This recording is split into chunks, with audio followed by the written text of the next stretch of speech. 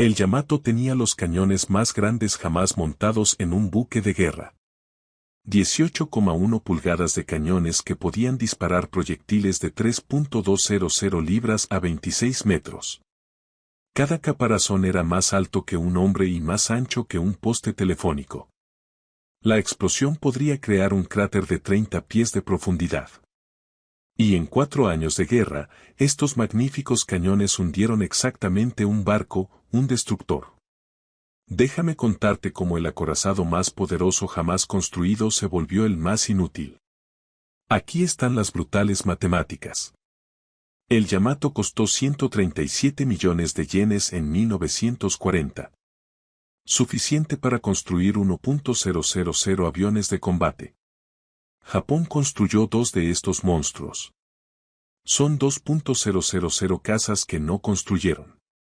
Durante toda la guerra, los cañones principales del Yamato dispararon contra buques de superficie enemigos exactamente una vez. Se dispararon 360 proyectiles contra portaaviones de escolta frente a la costa de verano. Llega a 0. Un destructor y su escolta de destructores fueron alcanzados por baterías secundarias, no por los cañones principales. Los cañones de 18 pulgadas tenían un problema del que nadie habla. Eran demasiado poderosos. La explosión por sobrepresión fue tan masiva que dañó los propios sistemas del Yamato. Disparar una andanada completa interrumpió las comunicaciones por radio, destruyó los aviones de reconocimiento en cubierta y provocó daños auditivos permanentes a los miembros de la tripulación a través de los mamparos de acero. El barco literalmente se lastimó al disparar. Pero aquí es donde se pone interesante. El alcance máximo fue de 42.000 yardas, 26 mi. Suena impresionante. La curvatura de la Tierra hizo que los objetivos desaparecieran más allá de los 30.000 años. El Yamato no podía ver a lo que teóricamente estaba disparando. La óptica japonesa podría rastrear objetivos hasta 27.000 yardas en condiciones perfectas. En condiciones de combate, humo, lluvia y movimiento, el alcance efectivo era de 18.000 y la mitad de la capacidad del arma era inútil. Ahora, hablemos de precisión. A 20.000 yardas, la probabilidad de impacto era del 0,2%, 2% por proyectil. No el 2%, sino el 0,2%. El Yamato necesitaba disparar 500 proyectiles para lograr estadísticamente un impacto a larga distancia. Cada cañón podía disparar 2 balas por minuto. Una andanada completa requería 30 segundos para recargarse. En condiciones perfectas, para conseguir un impacto se necesitaron 45 minutos de disparo continuo. Un capitán de un destructor estadounidense que se enfrentó al Yamato en Samar informó, las salpicaduras fueron magníficas. Columnas de agua de 200 pies de altura, espectaculares y aterradoras. Además, constantemente a 300 yardas de distancia. Su control de fuego no pudo rastrearnos a 25 nudos. El consumo de combustible fue catastrófico. Yamato quemaba 300 toneladas de combustible por día a velocidad de crucero. A velocidad de combate, 600 toneladas, alcance a máxima velocidad, 3.000 metros. En 1944, la situación del combustible en Japón hizo que el Yamato se quedara en el puerto. Los cañones que teóricamente podrían controlar el Pacífico quedaron inmovilizados por la logística del combustible. Cada salva del cañón principal utilizaba tanto acero como un caza-acero. 9 proyectiles equivalían a un avión de combate que Japón necesitaba desesperadamente. Pero quizás la estadística más condenatoria es que el Yamato pasó 1.200 días en servicio. Estuvo en combate real durante 10 días. Esto es el 0,8% de su vida útil. El resto se escondía de los submarinos estadounidenses, conservaba combustible o flota, existía como una amenaza en lugar de luchar. Esto es lo que hizo que las armas fueran realmente inútiles. Poder aéreo.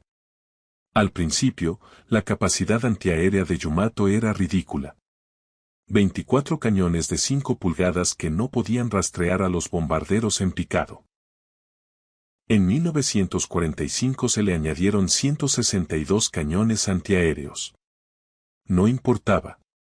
400 aviones estadounidenses atacaron el 7 de abril de 1945. El Yamato recibió 11 impactos de torpedos y 6 impactos de bombas en 2 horas.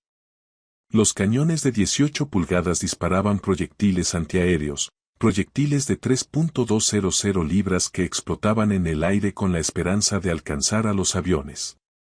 Derribaron 3 aviones. Tal vez la tripulación sabía la verdad. Un sobreviviente testificó, llamábamos al Hotel Yamato. Comida excelente, aire acondicionado, y nunca peleábamos. Nuestros grandes cañones eran decoración. Los pulíamos, les dábamos mantenimiento, soñábamos con usarlos. Cuando finalmente lo hicimos, ya nos estábamos hundiendo. La misión final, la Operación Tango, fue un suicidio explícito. El Yamato fue enviado a varar en Okinawa y convertirse en una batería costera. Combustible solo para un viaje de ida. Los cañones de 46 centímetros finalmente tendrían plataformas de tiro estables y objetivos preservidos. El mando sabía que el Yamato nunca llegaría a Okinawa. Lo enviaron de todos modos. 3,55 hombres murieron por un gesto de propaganda. Comparemos la efectividad. El USS Washington, con cañones de 46 centímetros, hundió el acorazado Hiroshima en 8 minutos a corta distancia. El USS Massachusetts destruyó el acorazado francés Jean Bart, con cañones de 46 centímetros. Los acorazados estadounidenses proporcionaron bombardeo costero en cada invasión importante. El Yamato bombardeó posiciones costeras una vez en Samar accidentalmente mientras intentaba alcanzar portaaviones. La matemática es innegable. Los acorazados de la clase Yamato costaban tanto como 6 portaaviones de flota. Esos portaaviones podrían haber lanzado 1.000 aviones. En cambio, Japón construyó 2 barcos con cañones que no podían alcanzar objetivos móviles, no podían ser abastecidos de combustible y no podían sobrevivir a un ataque aéreo. La ironía final, el Yamato fue hundido por aviones de 11 portaaviones. Cada portaaviones costó menos que la batería principal del Yamato.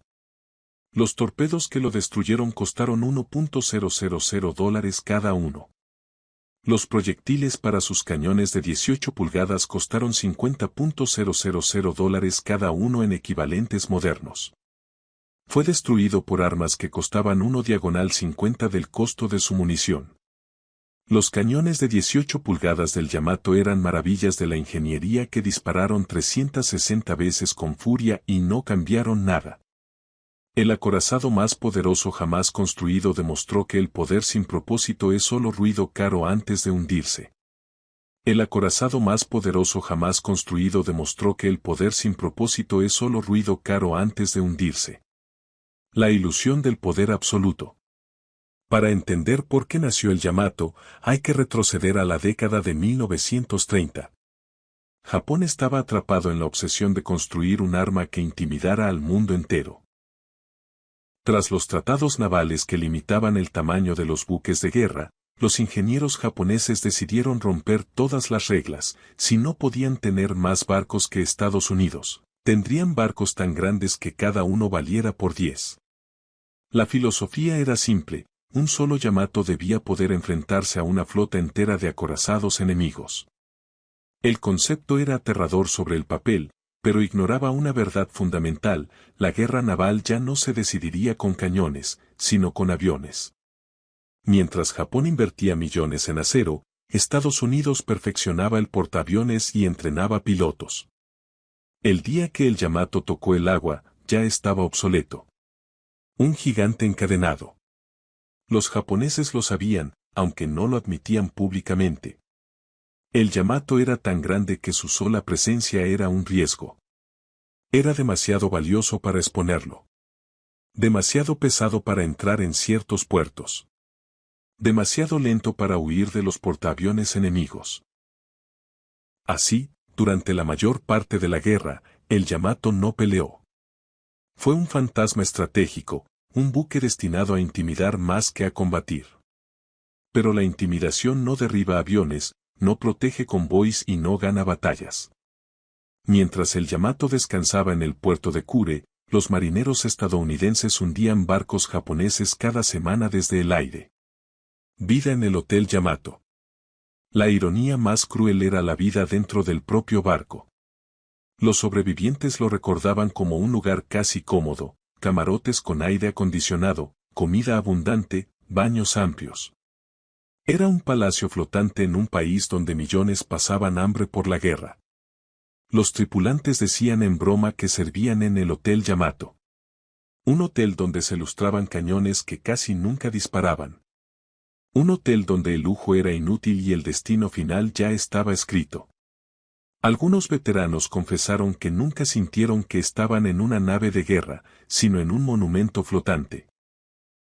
El Yamato era propaganda en acero, una ilusión de poder más que un arma funcional. El enemigo invisible, el aire.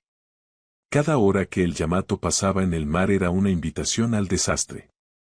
Los submarinos estadounidenses patrullaban las rutas, y lo único que mantenía vivo al coloso era el miedo japonés de perderlo demasiado pronto. En 1942 y 1943, mientras el Yamato permanecía anclado, portaaviones como el USS Enterprise o el USS Hornet ya habían demostrado que 80 aviones podían hundir lo que 18 pulgadas de cañones jamás alcanzarían. Midway lo había dejado claro, la era de los acorazados había terminado. Pero en Tokio, los almirantes se negaban a aceptarlo. El Yamato debía usarse, aunque fuera en un último acto desesperado. La misión final, Operación Tango. Abril de 1945. Japón está contra las cuerdas. Okinawa se convierte en la última línea defensiva antes de la invasión final. La orden es suicida, enviar al Yamato a encallar en la isla y usarlo como fortaleza costera. El combustible cargado bastaba para un viaje de ida. Ningún marino esperaba regresar. Los 3.000 hombres a bordo sabían que estaban firmando su sentencia de muerte. El 7 de abril, la flota zarpa. A pocas horas de navegación, ya ha sido detectada por submarinos estadounidenses y aviones de reconocimiento. La sorpresa no existe. A media mañana, el rugido de más de 400 aviones estadounidenses retumba en el cielo. Bombarderos en picado, torpederos, cazas de escolta. 11 portaaviones lanzan oleada tras oleada. 2 horas de infierno.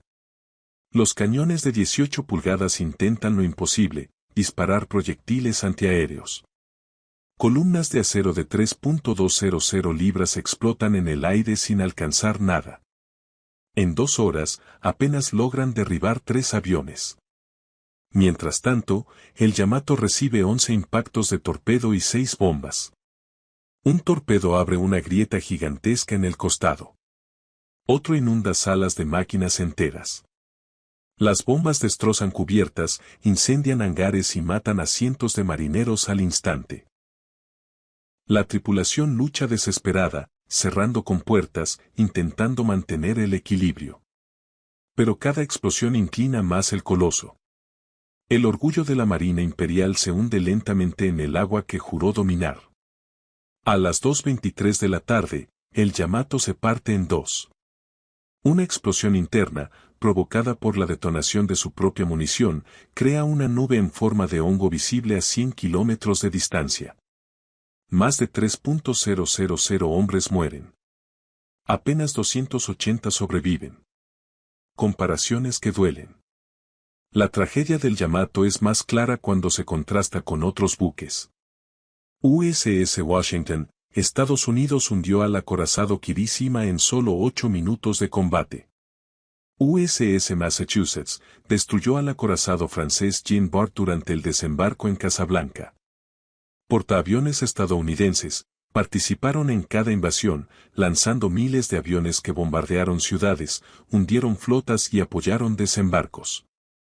El Yamato, en cambio, bombardeó una costa solo una vez. Y fue accidental, mientras intentaba golpear portaaviones en Samar. El costo de un mito.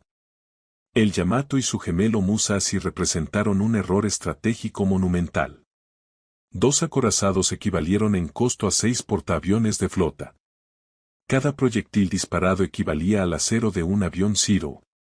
Su mantenimiento consumía combustible suficiente para alimentar a cientos de destructores. Japón sacrificó movilidad aérea y flexibilidad logística por un monstruo inmóvil. Y en su final, la ironía fue brutal. El Yamato fue hundido precisamente por aviones de portaaviones, el mismo tipo de arma que había hecho obsoletos a los acorazados desde el inicio. El legado cultural. Después de la guerra, el Yamato no desapareció. Se transformó en símbolo del orgullo japonés, de la arrogancia militar y de la tragedia nacional. Su nombre se convirtió en inspiración para mangas, películas y hasta series de ciencia ficción como Space Battleship Yamato. Para muchos japoneses, el barco es recordado con melancolía. Un monumento a lo que pudo ser y a los miles de vidas desperdiciadas en un gesto desesperado. Conclusión.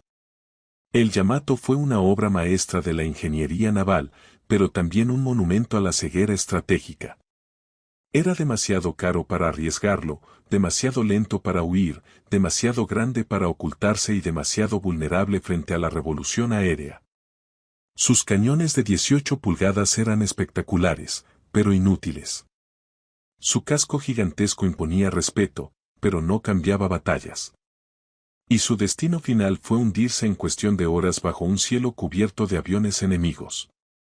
El Yamato no murió solo como un barco. Murió como el último suspiro de una era naval que desapareció para siempre. La lección es clara, el poder sin propósito no es fuerza. Es solo un ruido caro, antes de hundirse en silencio.